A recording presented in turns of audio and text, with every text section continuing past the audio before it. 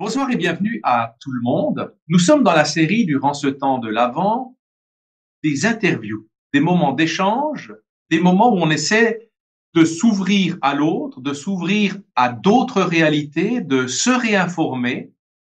Et ce soir, on va essayer de se réinformer avec une grande distance parce que je suis en Suisse et je vais converser avec un confrère, l'abbé Pascal, qui nous vient d'un diocèse du Pacifique. 11 heures environ de décalage. Alors Pascal, bienvenue à toi. C'est un nom d'emprunt.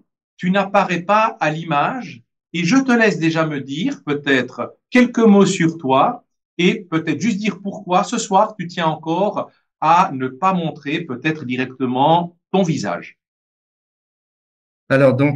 Bonsoir à chacun, bonjour, hein, selon le créneau horaire où on se situe. Effectivement, je suis prêtre depuis une dizaine d'années, pas une dizaine d'années, depuis 10 ans maintenant, et j'exerce dans ce diocèse depuis maintenant presque 9 ans. Donc, pour moi, c'est une grâce extraordinaire là ce soir de pouvoir être avec vous, hein, de pouvoir échanger, de partager un petit peu mon vécu ici. Oui, j'ai demandé à rester pour l'instant dans un demi-anonymat pour simplement pour ne pas, j'ai envie de dire par respect. C'est pas par peur, mais c'est par respect du diocèse qui m'accueille. Donc, pour l'instant, je choisis de garder cet anonymat. Voilà. Très bien. Mais en tout cas, c'est très agréable de pouvoir échanger avec toi de vive voix, parce que c'est vrai que de temps en temps, quand on lit des témoignages anonymes, alors c'est une certaine dynamique et on voit qu'ils ont beaucoup de succès, mais de pouvoir échanger de vive voix, eh bien, c'est Ouais. déjà, je pense, au niveau du fonctionnement, de l'écoute, quelque chose qui est stimulant. Donc, un grand merci quand même, Pascal. Avec joie. Et puis, Pascal, c'est quoi ton parcours? Parce que c'est vrai que aujourd'hui, le but aussi de cette chaîne est de dire on Mhm. doit justement faire une chaîne de Oui. chrétienté, de catholicité, et dans le fond, c'est de partager aussi nos expériences, de partager nos joies, nos attentes, mais aussi peut-être nos préoccupations. Alors, par quoi est-ce que Mhm. tu aimerais commencer? Alors, donc, si jamais pas si jamais, mais comme j'ai voulu entrer en contact avec toi, hein, parce que par le biais de ta chaîne privée, c'est parce que tout simplement, quand j'ai entendu les premiers témoignages que j'ai vus, les premières vidéos que j'ai vues, avec cet évêque, avec le séminariste, j'ai eu un sentiment qui m'est venu tout de suite à l'esprit. Je me suis dit, ah, il y en a d'autres qui pensent comme moi, qui voient la même chose que moi et qui tiennent le même langage.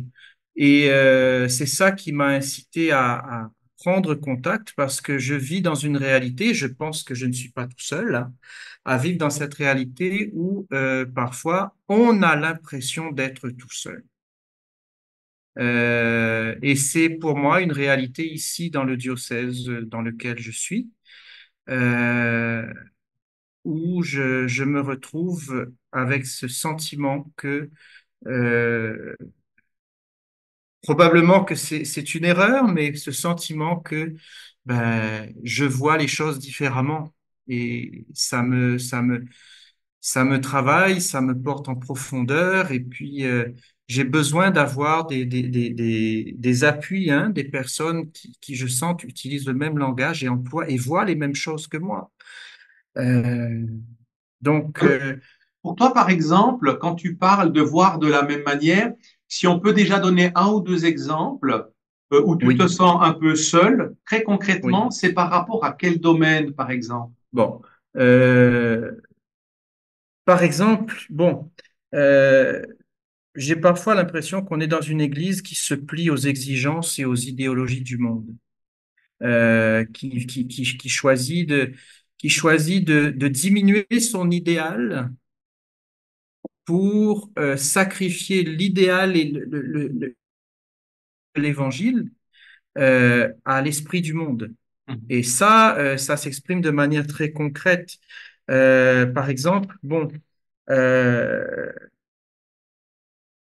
je vis dans un endroit où il y a énormément de couples en concubinage, énormément de couples en situation comme on dit ici, d'irrégularité. Euh, bon. Et ce que j'entends, moi, en tout cas du point de vue de plusieurs de mes confrères, c'est ben il faut réfléchir à des parce qu'on a un problème. C'est un cas très concret, hein, mais on a un problème, par exemple, celui de trouver des parrains et des marraines pour les baptêmes. Mhm. Voilà. Bon, et pour moi, je passe peut-être pour un intransigeant, mais pour moi, le parrain et la marraine, qui sont chargés de seconder les parents dans la charge, dans la transmission de la foi et de l'éducation de l'éducation de la foi, de faire connaître Jésus, de le faire aimer, ben, il est important que le parrain et la marraine, ils soient dans un état de vie qui soit en cohérence avec cette exigence et cette responsabilité. Bon, mais là, ce que j'entends de plusieurs de mes confrères et même de ce que j'entends un petit peu dans l'Église en général, c'est ben, on a un problème, et ben, il faut trouver une réponse pour s'adapter et pour essayer euh, mais j'ai l'impression que c'est l'Église encore qui fait le pas de s'abaisser, de se plier à ça, mais on n'invite plus les gens à se convertir et on Mhm. n'invite plus, on n'invite plus à faire un pas. Et moi, ça, j'ai vraiment du mal avec ça. Alors donc, dans mes paroisses, bon, j'ai demandé à ce que, ben moi, je passe pour un prêtre intransigeant, mais j'ai demandé à ce que ça soit respecté. C'est un exemple, hein. Mhm. Mais c'est vraiment cette, cette tendance actuelle de, de dire, ben, ah, ben, on a un problème, donc, ben, il faut s'abaisser. Il faut, sous le beau vocable de, ben, faut s'abaisser au monde parce que c'est des enfants de Dieu. Il faut, il faut, s'adapter à la réalité du monde d'aujourd'hui. Mais pour moi, c'est le contraire qui devrait se passer. C'est pas à l'Église de se plier aux exigences du monde, mais c'est plutôt à l'Église d'élever le monde à Dieu et de le mener sur un chemin qui mène à rencontrer le Christ. On est Donc, absolument d'accord avec ça. Ce qui est assez fou, c'est qu'on est aujourd'hui dans une période d'inversion totale des valeurs. complètement, C'est une perversion, c'est quelque chose qui est complètement, hallucinant. Et alors, complètement une Pascal, oui, peut-être une question. Ta propre analyse, parce que bon, on n'est pas sur le même continent, on fait partie oui, de la même église, on partage le même problème, vraiment le oui. même problème. Mais chez vous, quelle peut être la raison sociologique, la raison idéologique pour que des membres de l'Église se laissent pareillement corrompre? C'est quoi chez vous les raisons particulières de ça? Quelle influence, quelle contamination? Ça vient d'où? Bon, il y a plusieurs facteurs, hein. Déjà, on est dans un contexte culturel et cultuel extrêmement différent, qui n'a rien à voir avec le monde occidental, j'ai envie de dire, hein. Mais en même temps, on est touché par cette occidentalisation, voire cette américanisation, qui fait que aujourd'hui, ben, on, on veut rattraper, on dirait, un temps qui a été perdu. On a l'impression on doit rattraper le temps et se remettre à niveau. Donc, on veut aller vite. Donc, il y a comment dire ça? Par rapport, par exemple, à la consommation, hein. Donc, euh, toujours une course effrénée à la consommation. Bon, pour Un rattraper vraiment, existentialisme de tous oui, les côtés. voilà, avec un L'homme devient sentiment dans le fond sa peut-être, propre finalité. L'homme devient sa propre finalité, son sens, sa propre oui, mais objectivité. mais mélangé avec des racines culturelles et cultuelles très fortes, parce que Mm. cet endroit ici, il y avait des religions ancestrales. Oui. Il y avait des cultes ancestraux, hein. Donc, quand les missionnaires sont arrivés, il a fallu faire tout un travail d'évangélisation. Mm. Bon. Et mais aujourd'hui, on assiste à un retour sous le revers du culturel à l'émergence de certains cultes ancestraux qui viennent finalement euh, paganiser beaucoup de situations. Des chrétiens qui ne voient plus de difficultés par exemple, à aller voir un sorcier et en même temps à venir communier le dimanche. Donc un Il y en a qui, syncrétisme débridé. ouais, il y en a qui ne voient pas le problème à ça. Mm. Euh, et comme moi, là aussi, là-dessus, je suis un petit peu peut-être virulent, mais j'ai l'impression qu'on ne dit plus et que l'Église, euh, en tout cas pour ce que moi je vois, c'est qu'on a arrêté de dire la vérité aux gens et Mm. on entretient les fidèles dans une espèce d'ignorance euh, pour dire, ben, euh, allez-y, du moment que vous faites le bien autour de vous, mais il n'y a plus cette exigence d'annoncer, il n'y a plus cette radicalité, il n'y a plus cette vérité. On dit ce que les gens veulent entendre. J'ai Mais dans le l'impression fond, on est-ce que là, caresse les... on est... Alors, je vois bien où tu veux en venir, Pascal. Est-ce que là, on est vraiment dans soit dans une démission, on voit ça comme, je dirais, une fausse charité de se rapprocher du monde et en fait, on perd complètement le sens de sa mission, Mhm. le sens de la vérité. Et ça, pour moi, c'est un minimum. Ou est-ce on devient carrément des faux prophètes, où on démissionne de sa mission première et on devient vraiment un prêtre du monde dans le monde? Ben, je sentirais de jugement ou quoi que ce soit, mais c'est parfois l'impression que j'ai, oui. Et puis alors, au Ouais, niveau oui. de tes confrères, au niveau de ton évêque, est-ce qu'il y a là aussi des ruptures? Parce que tu parlais tout à l'heure de l'influence des États-Unis. On voit typiquement aux États-Unis, dans les conférences épiscopales, il y a vraiment des évêques très tranchés, avec Ouais. des évêques qui sont vraiment très traditionnels et certains qui sont très progressistes, modernistes. Mhm. Et là aussi, parfois, cette cacophonie épiscopale peut vraiment déstabiliser au niveau de nos communautés. Oui. Alors, un des problèmes qu'on rencontre ici, qui est à l'inverse de ce qui se passe en Europe ou ailleurs, hein, dans l'Occident en tout cas, c'est que par chez vous, le prêtre est souvent vu comme ben, un problème. Et puis avec des mouvements émergents comme les mouvements féministes ou etc., ultra-féministes ou bien intégrés. Ça donne des intégristes, mais le prêtre est mis vraiment à un niveau où presque une quantité négligeable, hein. Oui. Au niveau Ici, social, oui, au niveau social, ouais, c'est clair. voilà. Ici, c'est l'inverse. Ici, c'est vraiment, on assiste à un phénomène de surexaltation du prêtre, de survalorisation du prêtre. Il est mis sur un socle, sur un piédestal, et il y a un bon côté à ça, c'est qu'en même temps, on reconnaît qu'à travers le prêtre, il y a le Christ qui est là, mais qui agit, mais en même temps, ça donne un revers de la médaille où beaucoup de prêtres profitent de cette situation pour devenir non plus des serviteurs, mais des servis Eh oui. Un et, peu des et, et, idoles.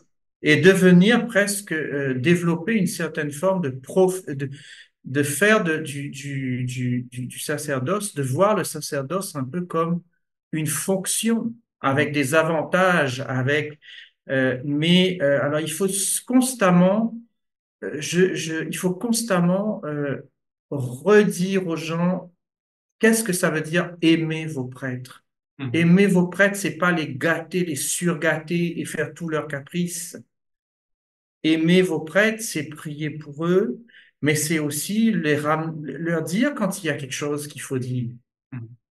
Euh, le prêtre, il est serviteur, il n'a pas à se faire servir. Et ça, c'est un des problèmes que moi je rencontre. Ouais. Je sais que quand je dis ça, c'est une des raisons pour laquelle je voulais aussi rester dans l'anonymat. C'est Mhm. parce que je sais que ça, ce genre de discours-là, on va encore me dire, ah ben de toute façon, toi tu te prends au-dessus des autres, tu te prends meilleur que les autres et tu veux nous faire la morale. Mais je peux pas faire autrement parce que il y a une conscience sacerdotale aussi qui est la mienne, qui m'habite. Et pour moi, si c'est bien si c'est bien quelqu'un à qui j'aurai des comptes à rendre, c'est Dieu et personne d'autre. Donc, tous mes choix, toute mon orientation pastorale, toutes mes décisions pastorales au sein de mes paroisses, ben, non seulement m'engagent comme prêtre et engagent mon sacerdoce, mais en plus engagent les âmes qui me sont rattachées. Mhm. Et moi, je me sens responsable des âmes. Mais C'est ce qu'on et attend de la j'essaie part d'un prêtre dans la cura animarum, c'est la base. ça, mais je dis pas que parce que je porte moi-même ce défi et quand je suis arrivé ici, j'ai dû moi-même me battre avec ce sentiment cette mise en valeur du prêtre qui fait que ben, il a fallu que je fasse des choix, il a fallu qu'à un moment donné moi-même je dise hey, stop. Euh, il a fallu que je préserve une saine distance et surtout préserver mon sacerdoce. Vous voyez? Parce que j'ai eu plusieurs tentations moi-même de succomber à ça parce qu'on on est tellement gâtés. On voudrait tout nous donner. On voudrait tout, mais c'est toujours, mais je me refuse, moi, personnellement, de profiter, d'entrer dans une manière de voir qui profiterait de ça. Et aujourd'hui, plus que jamais, je me suis donné cette, ce défi oui, d'avancer à contre-courant, mais aussi d'oser faire une rééducation de fond avec mes paroissiens, mais en même temps, de piler sur moi pour dire non, ça, c'est pas conforme au sacerdoce. Et moi, c'est ça qui m'inquiète le plus, c'est de voir que euh, tant de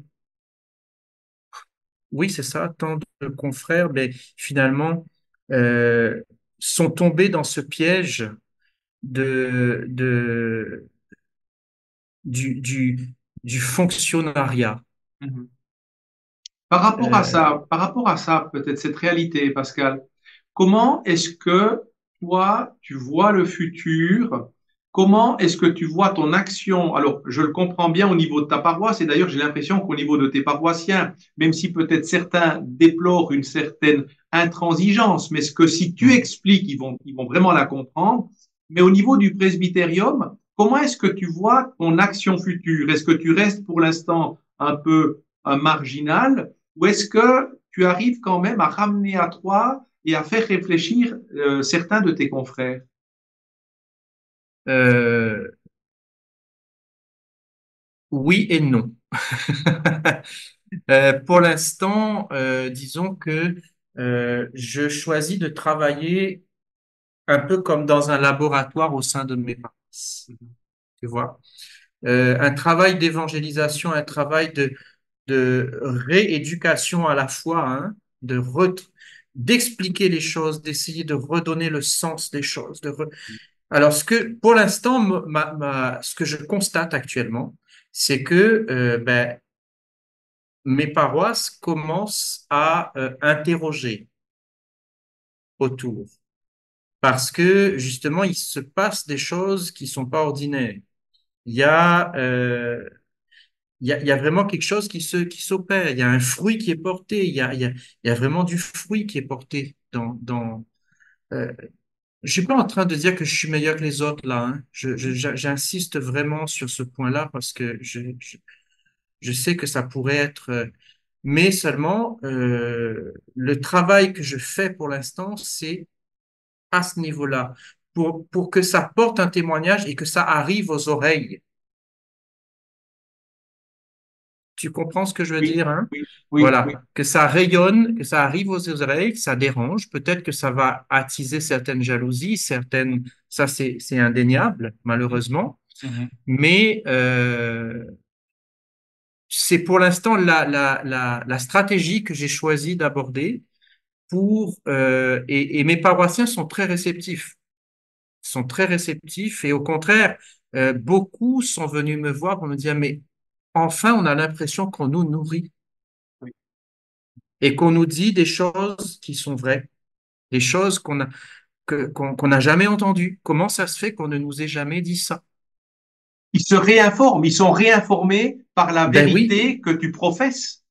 ben que j'essaye de professer en tout cas. Voilà. Et L'évêque, pour comment est-ce qu'il réagit, ton évêque?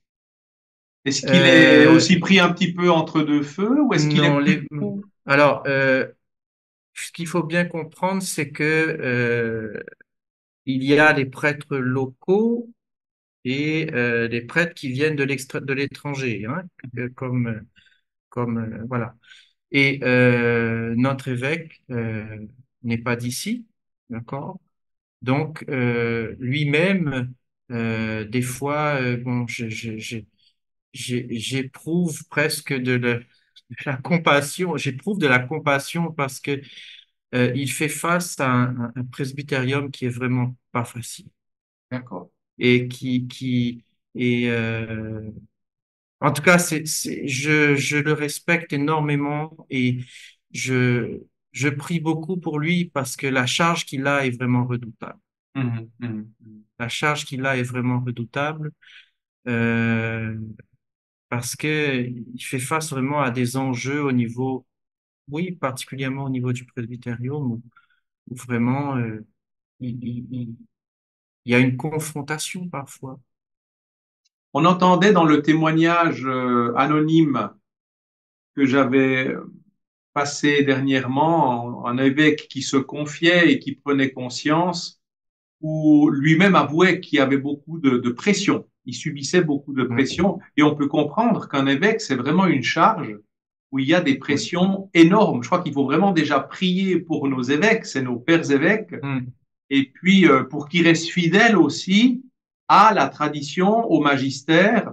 Et c'est oui. peut-être juste dans cette dynamique-là que je voulais te dire, Pascal, comment est-ce que toi, quel écho tu as au niveau du synode sur la synodalité? Est-ce que vous en parlez? Est-ce que c'est quelque chose qui te préoccupe? Est-ce que c'est quelque chose qui te Complètement, oui. réjouit? Qui te préoccupe? Ah oui, complètement. C'est quelque chose qui me préoccupe au plus haut point parce que justement, c'est ce que je disais tout à l'heure, Romain, c'est que en fait, pour moi, dans ce synode, bon, déjà, pardon, je fais une petite parenthèse. Déjà, pour moi, synode sur la synodalité, ça veut tout dire et ça veut rien dire du tout. Pour moi, c'est un pléonasme.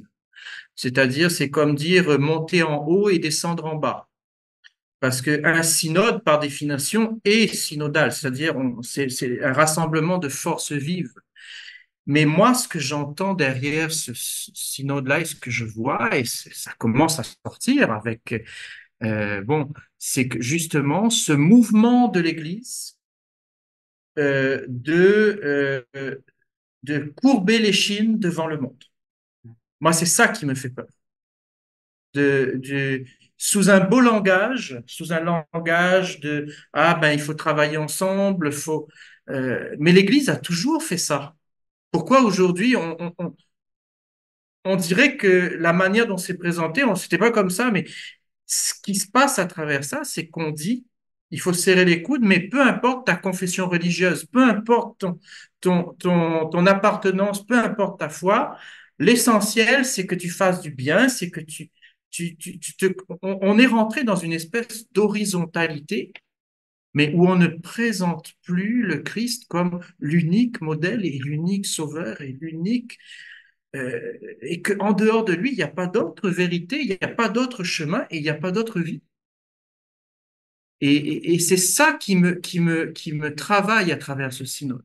ouais. c'est que j'ai l'impression qu'on se dilue et on dilue le message sous un beau langage de fraternité humaine, mais qui n'a plus rien à voir avec la fraternité, j'ai envie de dire baptismale, Mhm.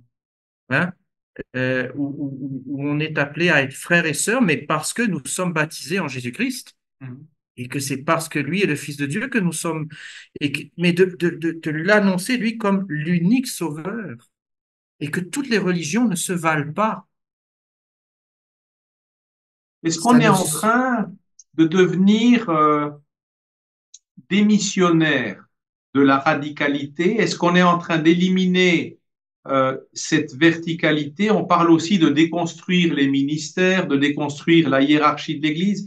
Est-ce que là aussi l'aspect du relativisme spirituel, du syncrétisme, est en même temps contaminé par, je dirais, toutes les dérives de la postmodernité durant cette deuxième partie du XXe siècle a vraiment, on peut dire, détruit l'aspect de la oui. complémentarité entre l'homme et la femme, l'aspect même de la famille, l'aspect de choisir son sexe. Est-ce que ce relativisme devient vraiment un supermarché spirituel où l'Église ne tient plus son rôle? Ah, complètement. Pardon, mais oui, complètement. Et moi, ça me navre en fait. Je suis navré oui, tu as mis des mots là, mais c'est exactement ça hein, que je vois et que je comprends et que euh, c'est comme si que voilà, Peut-être par rapport à ça, on est-ce a que baissé la garde, on a on a baissé la baissé la garde. garde, ouais. Est-ce Oui, que on a baissé la garde. Est-ce qu'au niveau, je dirais, des fruits que tu vois actuellement dans l'aspect de reprêcher vrai, Mhm. d'être prêtre radical dans dans le meilleur des sens du terme de Jésus-Christ, est-ce que tu vois des effets de réveil des consciences dans ta paroisse et de personnes qui ont envie de répondre à leur vocation baptismale ou autre? Est-ce que tu vois Ben, déjà quand même quelque chose qui pourrait te stimuler? mais bien sûr que j'en vois et plein des personnes. Pas plus tard qu'hier, je rencontrais des personnes qui me disaient, mais nous, on a décidé de se marier suite à ce que tu nous as dit sur justement cette inversion des valeurs actuelles, que aujourd'hui tout le monde est en concubinage et puis c'est bon, vas-y, go, et puis c'est bon. Donc, il y a des fruits qui sont portés. Mhm. C'est sûr que de dire la vérité, de prononce et la vérité, on n'annonce pas, je n'annonce pas ma vérité, j'annonce la vérité du Christ. C'est notre C'est seul toute la, rôle, c'est notre seul rôle. c'est toute la différence. C'est qu'on n'annonce pas notre vérité. Et dans un monde qui se fait toutes ces petites vérités personnelles, ben c'est sûr que le langage que moi j'utilise avec mes paroissiens, parfois il dérange et il bouscule. Mhm. Parce que de dire la vérité, ça tranche avec les comportements.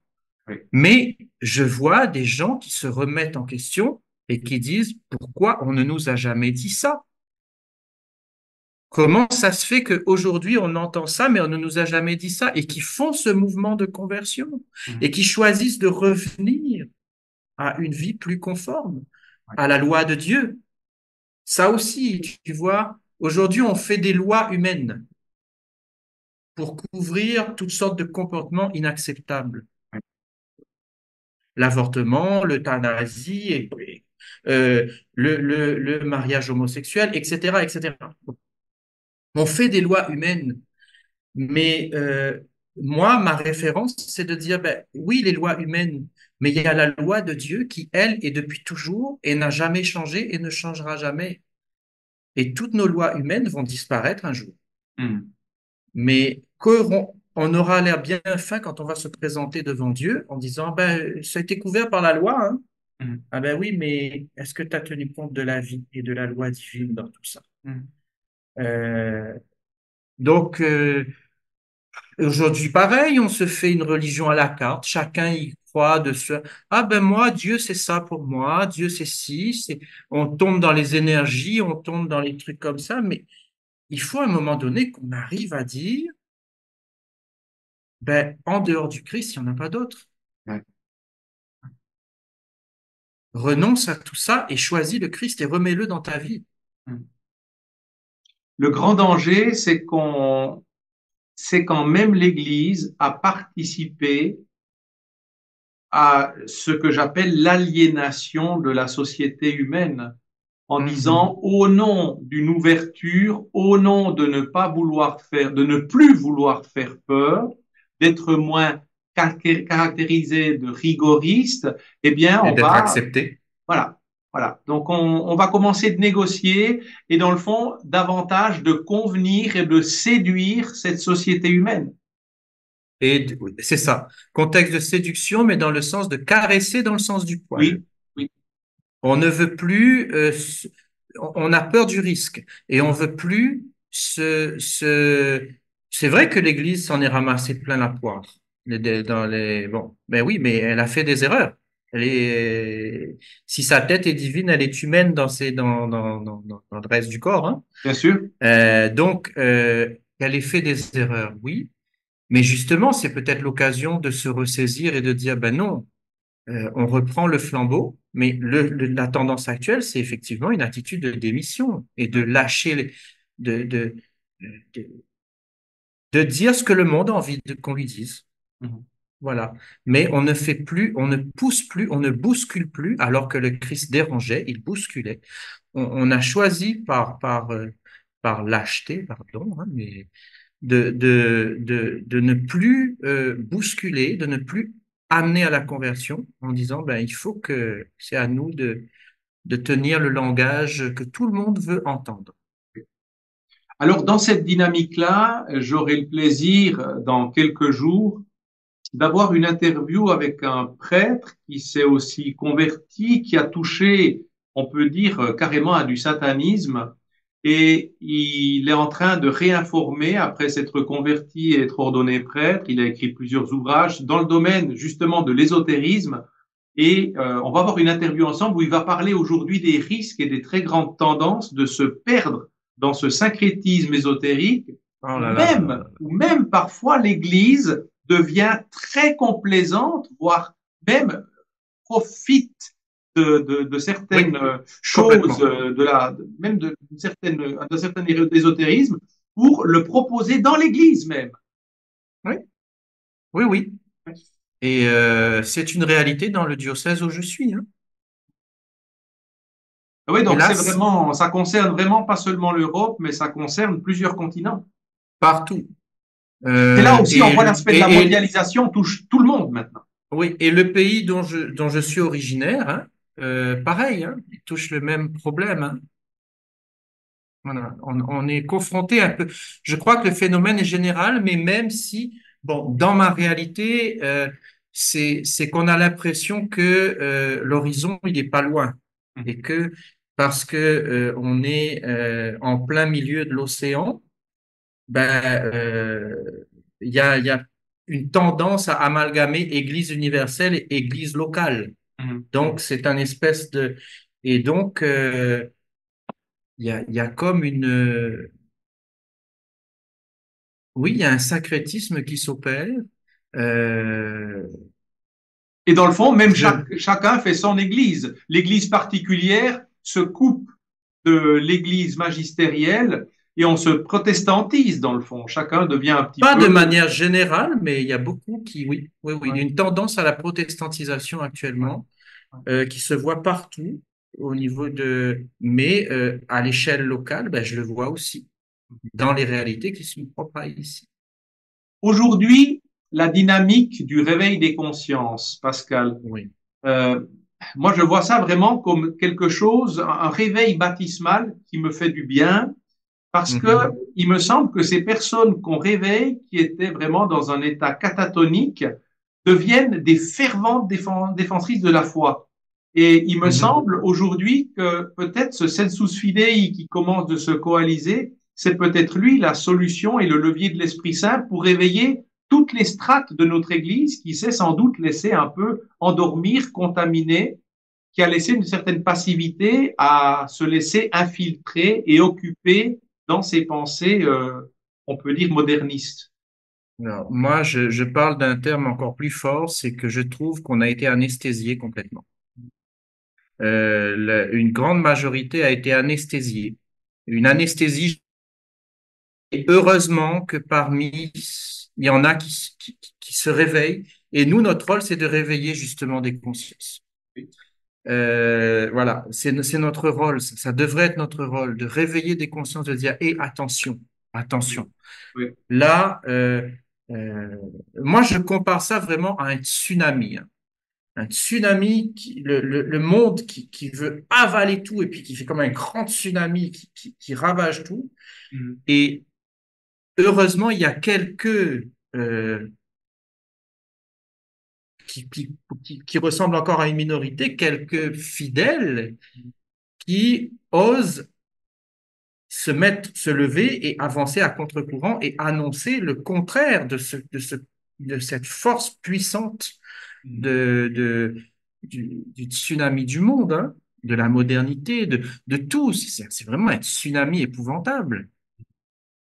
Et ce qui est grave, c'est qu'on a vraiment été anesthésié, ce qui fait que beaucoup se laissent porter par ce mouvement-là parce que c'est tellement puissant et qu'on n'a plus la force de se lever et de dire, ben, je vais avancer à contre-courant. C'est épuisant, c'est On se risqué sent même. seul, on se sent seul. Et c'est là qu'on se sent seul.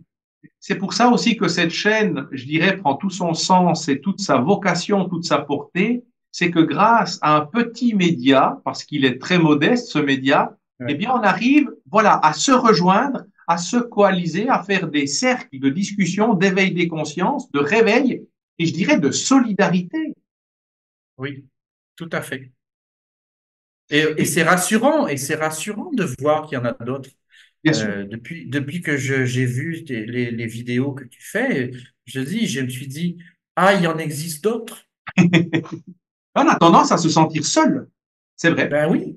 Alors qu'on est, Et j'imagine, aujourd'hui quand même une majorité silencieuse qui pense, qui s'est laissé tellement être jugée par le monde comme étant à côté de la plaque, étant décalée, étant rétrograde, que pour finir, cette majorité s'est tue, elle fait son Mhm. point dans la poche, elle laisse, je dirais, la parole à l'autre qui ne se gêne pas de la prendre.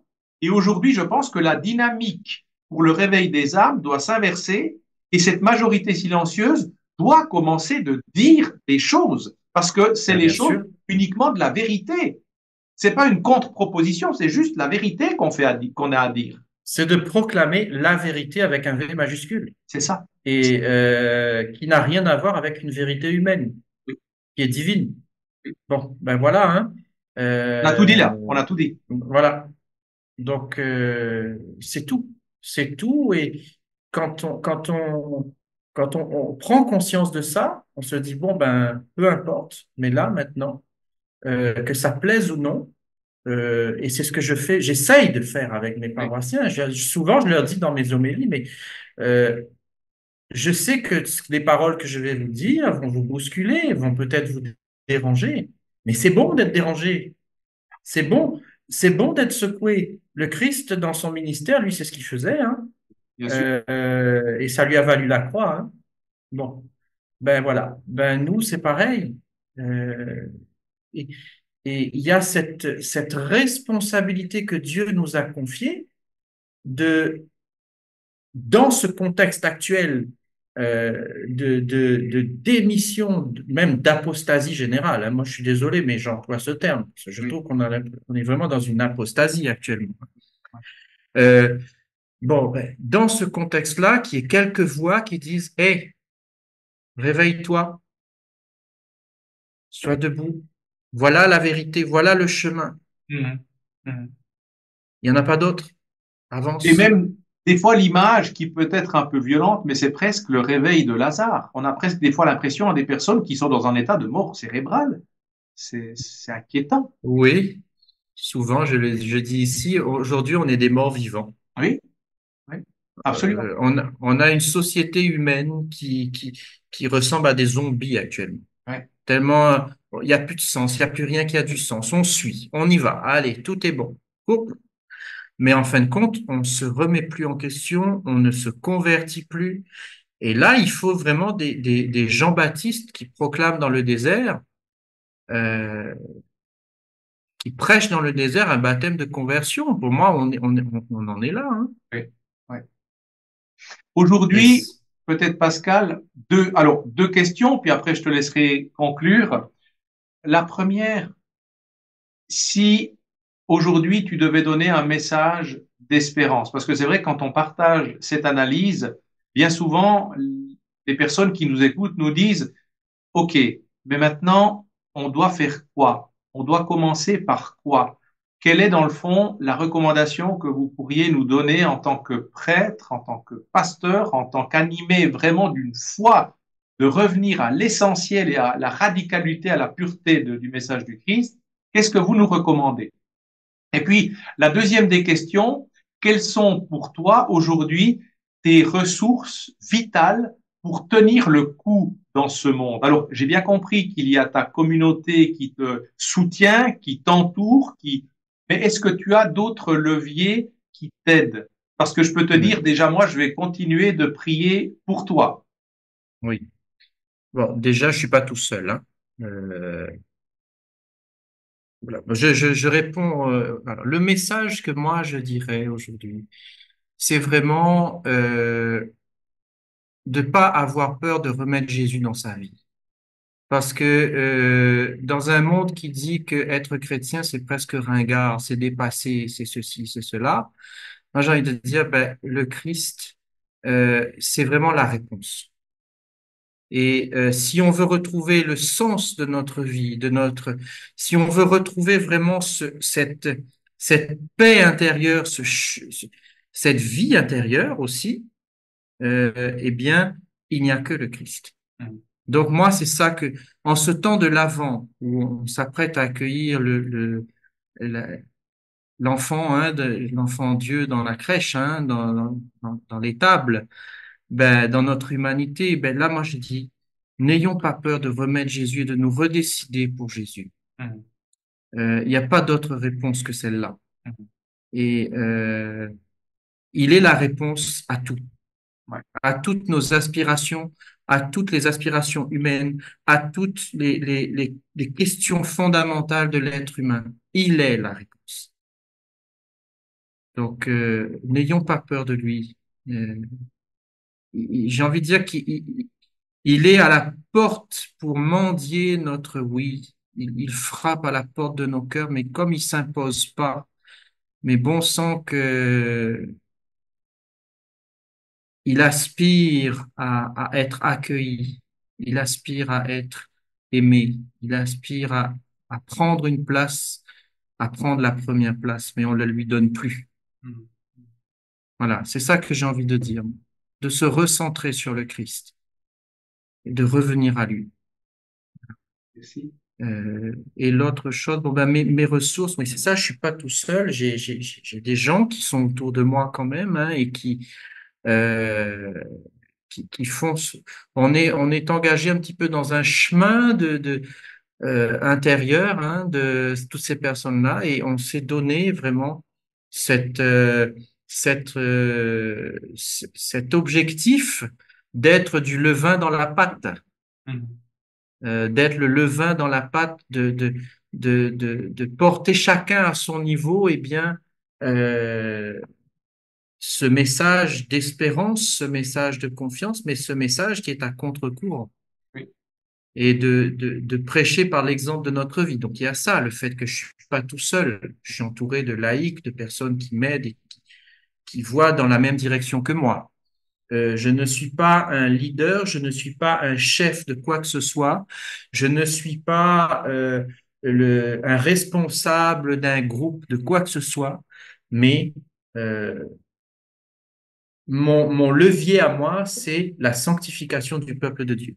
Et ça va passer par la remise en valeur des sacrements, notamment le sacrement de l'Eucharistie, notamment le sacrement de la confession, hein, du sacrement de la miséricorde redonner du sens à ces choses-là. Donc l'adoration, les sacrements, euh, l'adoration eucharistique évidemment. Euh, bref, il y a plein, mais c'est des piliers qui ne viennent pas de nous. C'est les piliers que moi je veux remettre en avant, c'est le Christ, point à la ligne. Et qui sont intemporels, qui n'ont pas à être modifiés ou supprimés, ils sont intemporels. Et on ne peut pas les changer. Eh oui, eh oui. Je termine en disant ça, mais actuellement, j'ai l'impression que on remet en question des choses qui nous reviennent de 2000 ans d'histoire et qu'on touche à des fondements de notre foi Oui, et de notre credo. oui. Ben non, ben c'est choisissons Jésus. Il est la réponse. Ouais.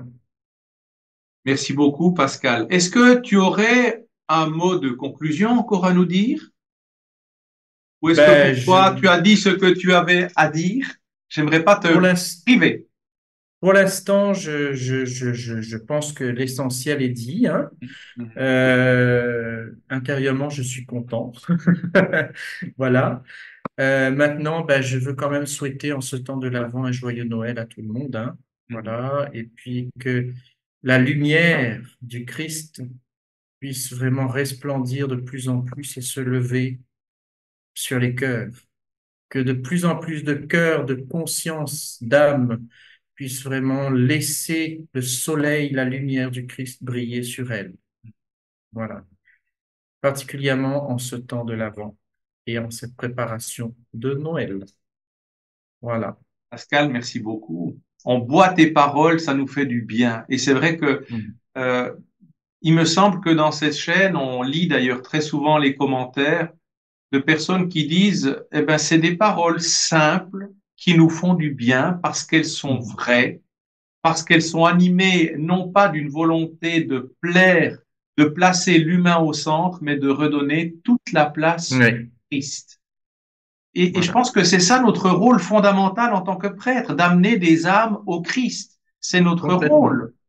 Et donc, je pense que ça, aujourd'hui, en tout cas, ça me fait personnellement beaucoup de bien d'entendre tes paroles, de me sentir porté et rejoint dans le prêtre que j'ai juste envie d'être.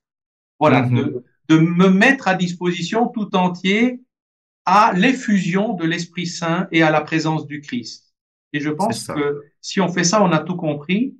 Et puis, je vais peut-être trahir un petit secret devant notre communauté grandissante, c'est qu'on a peut-être prévu avec Pascal, peut-être une prochaine fois, de refaire une vidéo ensemble qui sera peut-être une suite, qui sera peut-être sur une autre thématique, et peut-être même que Pascal, prochainement, se montrera, mais à Oui. voir. On a dit qu'on laissait libre, qu'on laissait du temps, mais il y a peut-être une suite qui serait à envisager. Voilà. On verra quand ce sera le moment. Voilà. Nul ne sait ni le jour ni l'heure. De toute façon, pour être honnête, c'était un demi-anonymat, hein, parce que Oui. beaucoup voilà, Pour reconnaître c'est ta très. voix. Ah oui, ma voix et puis mon langage, hein. C'est évident. Mais en tout cas, Pascal, j'aimerais beaucoup te remercier pour ton Voilà. courage, pour ta Mhm. participation, parce que je crois qu'aujourd'hui, voilà, il y a plusieurs évêques qui suivent la chaîne, qui écrivent, qui me demandent de continuer. Il y a beaucoup de confrères, il y a beaucoup de fidèles, et on voit que cette communauté s'élargit, elle se porte, elle prie ensemble. Il y a vraiment des prières d'intercession qui se font pour toutes les personnes qui Mhm. composent cette petite communauté, même si c'est une communauté virtuelle, elle devient quand même pratiquement palpable de par des visages, de par des voix, de par des Mhm. témoignages. Et je trouve que c'est très, très beau. En tout cas, merci à toi d'y avoir participé depuis un autre continent, depuis le Pacifique, avec environ 11 Mhm. heures de distanciation horaire. Je te souhaite en tout cas vraiment un lumineux temps de Noël, on y est pratiquement maintenant, et Oui, puis vraiment un très beau ministère. Tu sais en tout cas que tu peux compter sur ma prière. Je compte aussi sur la merci. tienne, on en a tous besoin.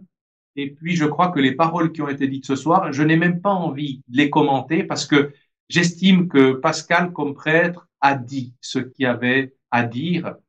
Je Mhm. souhaite vraiment aussi à mon tour que vous puissiez diffuser ces vidéos, diffuser ces messages, parce que c'est des messages de prêtres du Christ qui sont dits, qui Mhm. sont vraiment, qui doivent toucher les cœurs. C'est pas de notre parole, c'est vraiment la parole du Christ qui doit toucher les cœurs.